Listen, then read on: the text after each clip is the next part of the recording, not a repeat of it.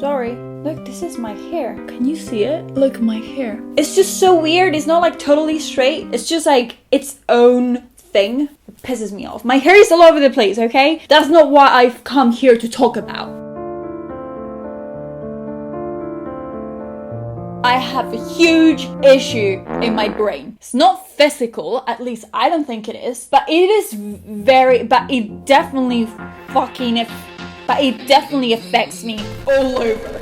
It's called brain fog. I've been calling it mental fog for like the past weeks now, and for some reason I felt so intelligent for using it, and now I discovered that it's brain fog, not mental fog, so I feel like a failure. For anyone who doesn't know, brain fog is the worst kind of fog that could happen to you. The fog outside, just fine, doesn't really affect you inside. The brain fog will fuck you up. So I don't know if it's ever happened to you. You've probably had these days where you feel a bit dizzy, a bit odd. You just want to procrastinate and not do anything. You don't want to be active. You don't even want to take care of yourself. You just want to like curl up in bed, eat your popcorn and watch some Netflix and like not think at all. Or maybe there's a day where you're talking to someone that you're not very used to talking about and the words don't quite come out of your mouth the way you would expect them to. So you just look and sound stupid in front of this other person, just so you know. And for anyone watching there that I've ever done that to, I'm very deeply sorry. I'm not in charge of my brain, at least not right now. I am trying though. I'm on my way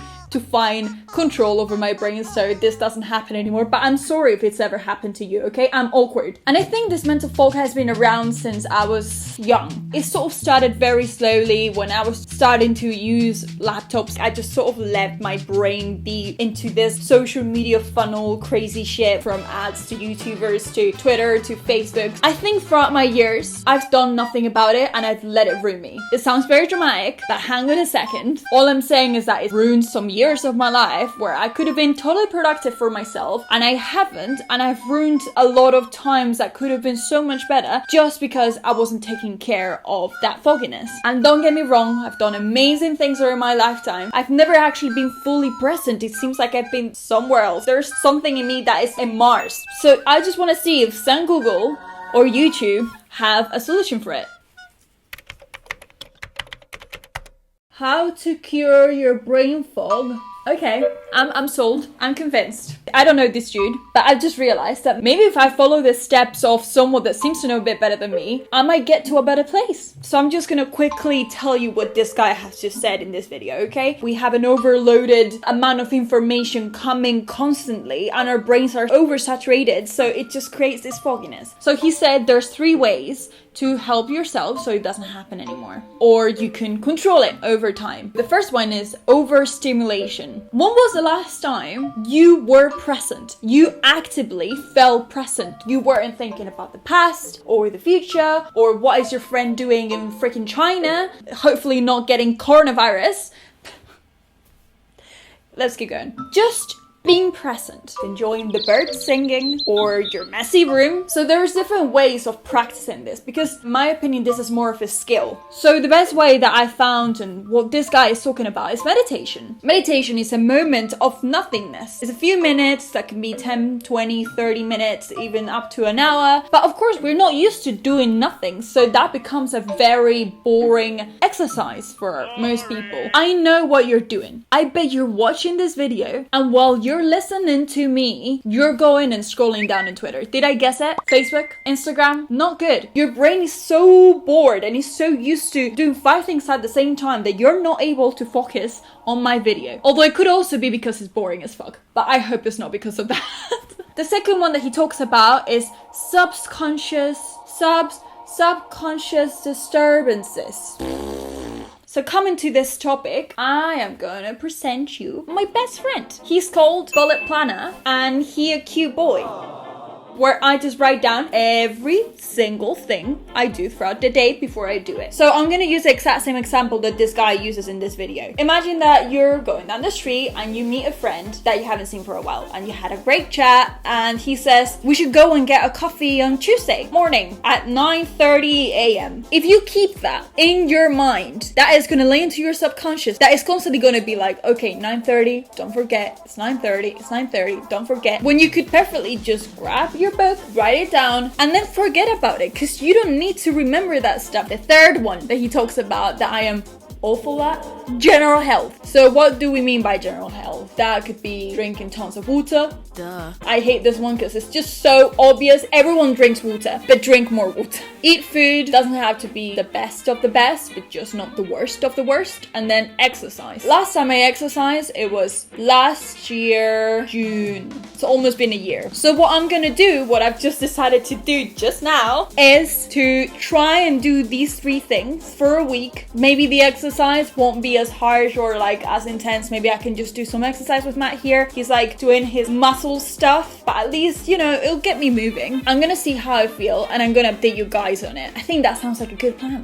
So we start with Monday. As all beginnings, it starts very easy. It was quite easy for me to wake up, to get my breakfast done. So it's Monday, very early, even though the sun doesn't say otherwise, but I swear it's early. Although it wasn't amazing, just because of the sardines, 0-1 sardines for breakfast. Usually I don't have any fish with breakfast, but I knew I was gonna fast throughout the entire day and I wanted to make sure I had enough nutrients. This is me writing down what I need to write down and really struggling to hold the camera while I'm doing so. I know the way I write is very odd and I know I'm left-handed. Okay, you don't have to comment it. I've had enough people commenting on, oh, you're left-handed. Yeah, it's not a surprise. A lot of people are. I really like spinach. As you can see, I'm pretty satisfied. Water is one of the biggest struggles of every single day of my life. I just don't know how to handle myself with keeping hydrated. It is pretty bad. It gets me the worst headaches ever. It is also a fear of my mom, who when we were living in Colombia back in the 90s and I was a tiny innocent child, found a witch that told her I was gonna have kidney problems as an adult. She also said her second daughter was gonna be a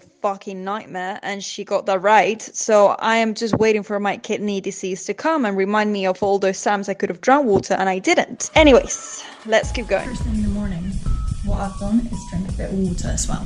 So I'm doing that just as well as the rest of it. Although it's the first day, so we'll see. Now it comes the dreaded part, exercise.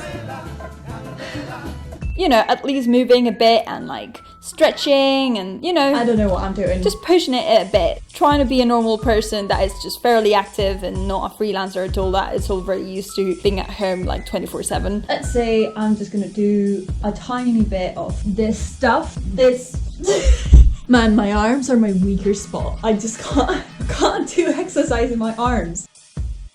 Oh, hi. Now looking at this footage is when I realized that it looks mildly suggestive and weird. And this is part of my exercise. I'm gonna hoover.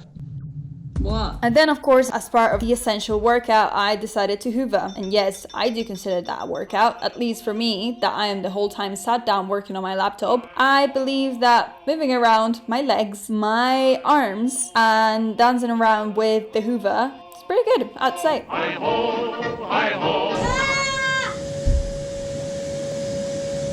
Oh, nice. Just sorry for anyone that was expecting a proper serious self-improvement video. I'm not one of those. It's Tuesday. That means I have to meditate. And this time I will film it. On Tuesday, I did record my meditation session, and that's me on my poncho and my new blanket. Oh my god, I'm so excited. I have not had a blanket for the longest time. I couldn't afford it, and now that I can mildly afford things, it's amazing to have something to wrap myself up every day. I was thinking of just eating some granola for breakfast, and I got really pissed off because I couldn't find it, and I thought Matt had eaten all of it. So I stormed into the room at 6 a.m. and I was like, Matt, where's the granola? And he hated me for half a day, and I hated myself for not having granola. I don't know if he's taking it, but I just don't know what to eat. What if I just don't eat at all? No, that's a bad idea. But instead, I had leftovers from the dinner of 2 days back, which is really not what you want to have for breakfast. It's a bit gross, but I just really needed something in my stomach and there was barely anything. So I found in the fridge this like leftovers. I'm gonna put some smoked salmon and some yogurt on top, and that's it. While I'm eating this, I want to have a conversation about something. Now here, I deeply apologize for the audio quality. I thought better of the GoPro audio quality. Turns out it isn't. But I just wanted to really dive deep into what I learned through my meditation session that day. I hope you can hear what I'm saying. I just wanted to talk about Something very interesting that's happened while I was meditating. This woman sort of explains you throughout a guided meditation. And she said something very interesting that, of course, I think we all know, waiting for the next thing that's going to make you happier. So Santosha apparently goes for San, that is completely, and Tosha, that is acceptance. So it's complete acceptance. It's a bit like the Stoics. They understand that they won't be able to purely transform the external things and they're gonna have to work from the inside. You're never gonna truly find happiness if you are constantly looking through external things to make you feel whole. So for example, I know a few people that their biggest dream is to get a very fancy car. Personally, I would like to be able to afford to live in Paris for like a year. It's okay to have goals, but for those goals to be the awaiting for something better, it's a bit of a trap, isn't it? Because it's gonna leave you in a constant dissatisfaction. I am the first one to say this. I'm in a constant situation of dissatisfaction, and I think it highly has to do with the fact that I'm always like, when this is better, I will feel better. When I have more friends, I'll feel better. When I have more money, I'll feel better. Of course, there's the basics that are 100% going to make your life easier, but I think it's food for thought. Are we looking for happiness somewhere else that is not within ourselves? Are we actually painting a true picture of who we are through our happiness or lack of it? What is that thing that you want to reach? What is that thing that is going to make you a tiny bit happier? Is it within you? Is it something that you can control? Or is it in an external environment that potentially will or not happen, but you're still going to be here and you're still going to be waiting for something? So it might as well come within you, right? I'm not going to be one of those channels that tells you what to do with your dear bullet planner, but personally, I don't only write things down, I also write my spend it tracker and my mood tracker, sleep tracker and anxiety tracker, just so you know how I've been doing throughout the month. For me, it's super helpful. You know, it gives me an overall of how I've been doing that month. And then at the end of the day, I had this delicious poached egg with a beautifully cut avocado that made me so excited. I just felt I had to film it. So worth it. Look at that. Yum. Oh, Jesus. On Wednesday, just more of the same. I wrote down what I needed and I finally had some beautiful granola. I was so excited. I gotta say, I do look deeply traumatized. It's just because it's very early and I just look like a puppy that's just been hurt around that time of the day.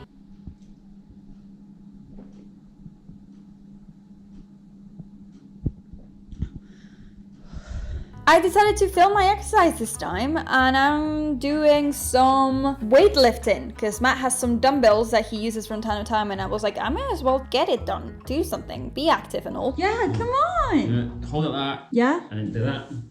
No, shut up. So Matt explained me how to use them because probably this is my first time, to be honest, I gotta admit. So Matt has told me I have a flat routine.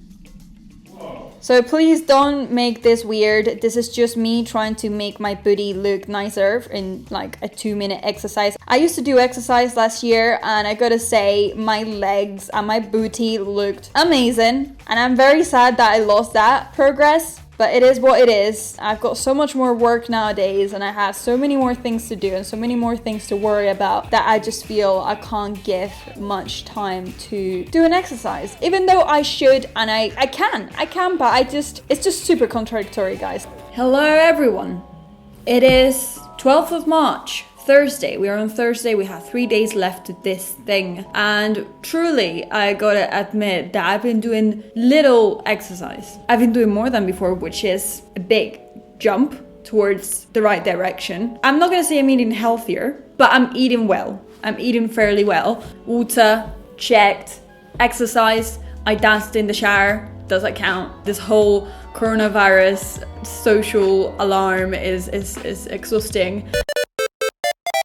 I've meditated and I've written down the things that I had to write down. How am I feeling? I'm feeling energetic, even though I am fairly exhausted because of all of this media coming to us and telling us that we're all gonna die from coronavirus.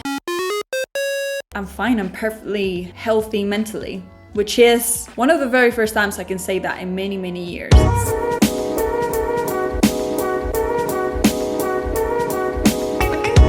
On Friday I didn't film anything because turns out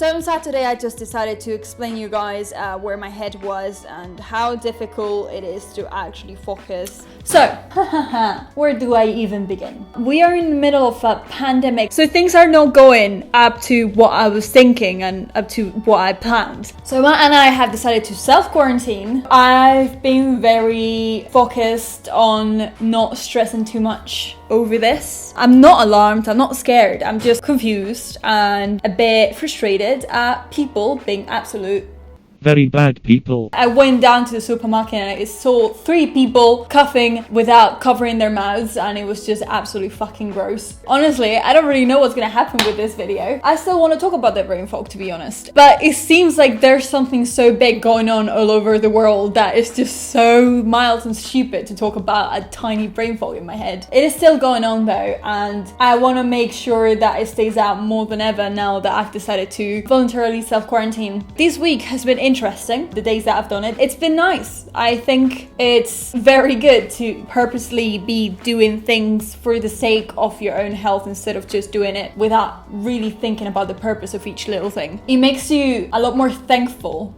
for the things that you've got. Is this video failed because of this? I don't think so. I think it's still interesting to know my own process. It's hard for me to keep up certain things, so it would be nice to see this in like a year, maybe be like, oh, now I'm in a better place or in a much worse place and I want to kill myself.